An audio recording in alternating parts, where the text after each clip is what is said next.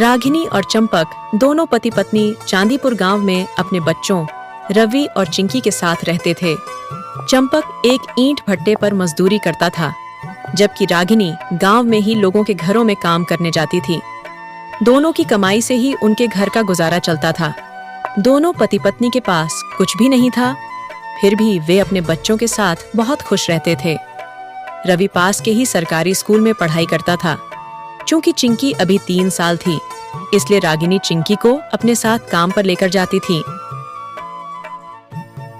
रागिनी, मैं ईंट भट्टे पर काम करने जा रहा हूँ। जी, पर आज शाम को हमारे घर पे खाने के लिए कुछ भी नहीं है। मुझे तो सेठानी जी अभी पैसे नहीं देंगी, क्योंकि अभी 10 दिन पहले ही लेकर आई थी।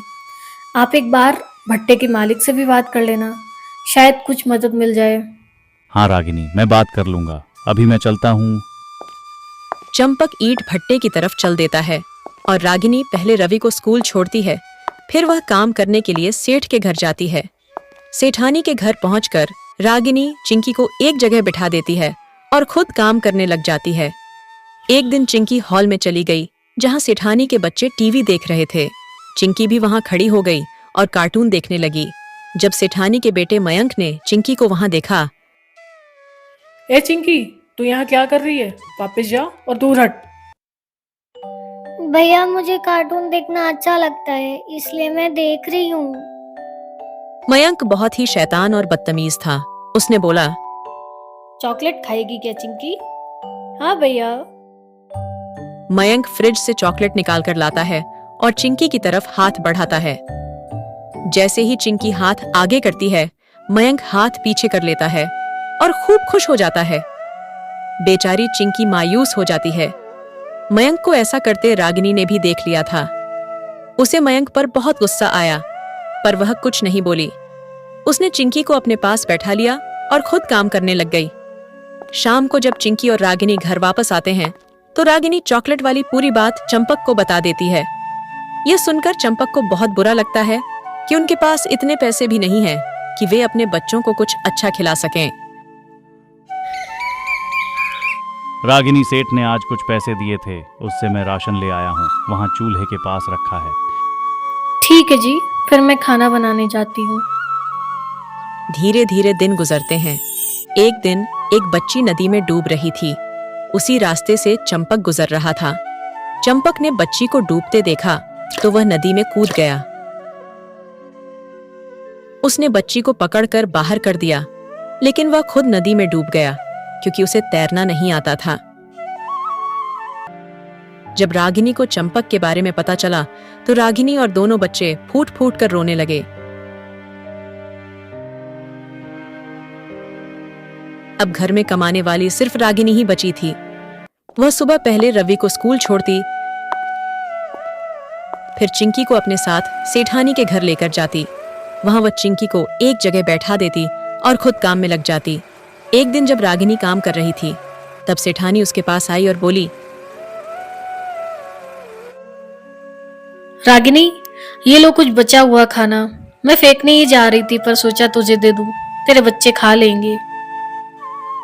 रागिनी सेठानी से वह खाने का थैला ले लेती है।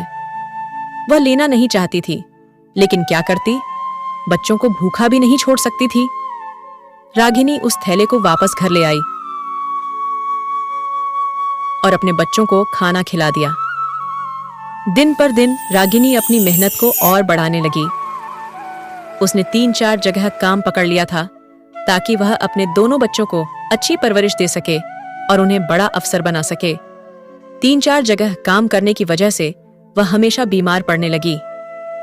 उसकी हालत दिन प्रतिदिन खराब होती जा रही थी।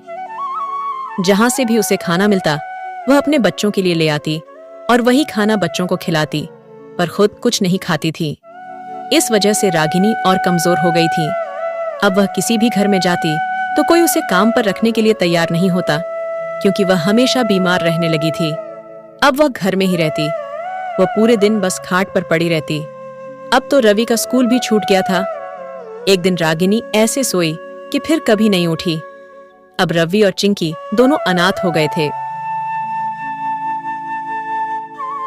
भैया, माँ कहाँ चली गई? मुझे बहुत जोर की भूख लगी है।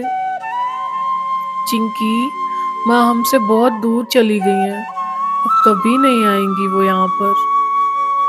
भैया, तो अब हमारे लिए खाना कौन लेकर आएगा? मैं हूं ना, मैं लेकर आऊंगा। रवि बाहर जाता है। उसे खाने के लिए कुछ नहीं मिलता है। फिर उसे ब्रेड का एक पैकेट दिखाई देता है। वह दुकान से ब्रेड चुराकर घर चला जाता है। घर पहुंचकर चिंकी, ये देख, मैं तेरे लिए ब्रेड लाया। पर तुम्हें ये रोटी कहाँ से मिली? भैया, वो जो बगल वाली बस्ती में अंकल रहते हैं ना, जिनके पास टॉमी है, उन्होंने टॉमी को रोटी दी। उसने नहीं खाई तो मैंने उठा ली। बेचारा रवि चिंकी को देखकर बहुत उदास हो गया और कुछ नहीं बोला। अब रवि रोज बाहर निकलता। कभी वह होटलों के बाहर से खाना उठाता, कभी ढाबे के कचरे से। ऐसे ही वह रोज चिंकी को खाना खिलाता। एक दिन वह चिंकी को अपने साथ लेकर जाता है। एक होटल के बाहर पहुंचकर वह देखता है कि एक बाबा वहां बैठकर खाना खा रहे थे। रवि उनसे कुछ बोल पाता उससे पहले ही चिंकी ने बाबा के हाथ से रोटी छीन ली और खाने लगी। बच्चों, तुम लोग कौन हो और तुम्हारे साथ कोई बड़ा नहीं है? बाबा, मेरे बापू और माँ कोई नहीं है। हम दोनों अनाथ हैं। मेरी बहन सुबह से भूखी है, इसलिए उसने आपसे रोटी ले ली। कृपया आप उसे माफ कर दीजिए। बेटा, मैंने तुम्हारी बहन का बुरा नहीं माना, क्योंकि मैं समझता हूँ कि भूख की तड़प क्या होती है। पर बाबा, तुम्हें ये रोटी कहाँ से मिली? यहाँ पास में एक बड़ा होटल है। वहाँ बड़े लोग अक्सर खाना ऑर्डर करने के बाद खाना छोड़ देते हैं। मैंने वहीं से उठाया है। तुम भी आओ, तुम वहां से खा सकते हो। रोज बहुत खाना मिल जाता है यहाँ। हाँ बाबा, मैं भी आऊंगा रोज। और बाबा, पर आप सोते कहाँ हो? यही रास्ते में कहीं भी सो जाता हूँ। बाबा, क्या आप मेरे साथ मेरे घर चलोगे? हम दोनों को कोई बड़ा मिल जाएगा। रवि बाबा को अपने साथ अपने घर ले गया। वहां वे तीनों जो खाना लेकर गए थे उसे खाते हैं और सो जाते हैं। अब रवि और चिंकी के लिए खाना रोज बाबा ही लाते थे। रवि उन्हें मना करता, पर बाबा कहते कि मैं चला जाऊंगा। एक दिन बाबा खाना लेने जा रहे थे। बाबा, आज आप मत जाओ खाना लेने। आज मैं जाऊंगा। तुम्हें तो बुखार है ना? नहीं बेटा, मैं खाना लेकर आता हूँ। बाबा घर से बाहर गए ही थे कि उन्हें चक्कर आ गया और वे गिर गए। चिंकी और रवि दोनों ने मिलकर बाबा को अंदर लाया और उन्हें लिटाया। अब रवि होटल के बाहर खाना लेने गया तो वहां देखा कि आज खाना तो वहां था ही नहीं। बेचारा मायूस होकर वापस आ गया। भैया, खाना नहीं लेकर आए? मुझे बहुत भूख लगी है। चिंकी, आज खाना नहीं मिला। आज तो ऐसे ही सो जा चिंकी। बेचारे चिंकी और रवि दोनों बिना खाए आज सो जाते हैं। अगले दिन चिंकी और रवि दोनों खाने की तलाश में इधर उधर घूम रहे थे कि वहां उन्हें एक पार्क दिखता है। भैया, वो देखो झूला। मुझे झूला झूलना है। ये चिंकी, हम लोग वहां नहीं जा सकते। भैया, मुझे झूलना है। अगर मम्मी होती तो वो जरूर झुलाती। अब रवि चिंकी को पार्क में छिपते छिपाते लेकर गया और वहां झूला झुलाया। वापस आते समय चिंकी ने देखा कि कुछ रोटियां पड़ी हैं। उसने जल्दी से रोटियां उठा ली। बाहर जब रवि ने चिंकी के हाथ में रोटियां देखी, चिंकी, ये रोटियां कहाँ से लाई? भैया, ये रोटियां जानवरों के लिए डाली थी, तो जानवर उन्हें सूंघकर आगे निकल गए, इसलिए मैंने उठा ली।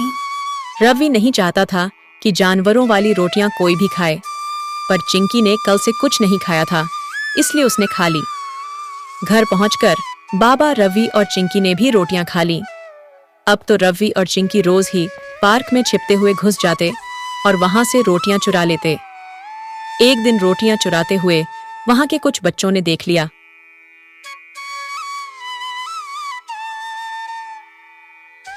उन बच्चों ने रवि और चिंकी का पीछा भी किया।